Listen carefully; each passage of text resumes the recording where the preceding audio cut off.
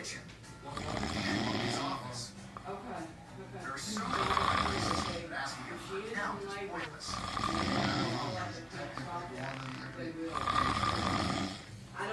I'm assuming Sculpted mahogany ceilings and custom plywood. All the doors are made of 4 inches thick. Doors that kind of a castle.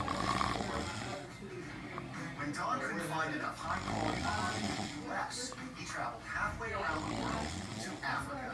He found the trees, bought them, and had them shipped all the way back to Montana.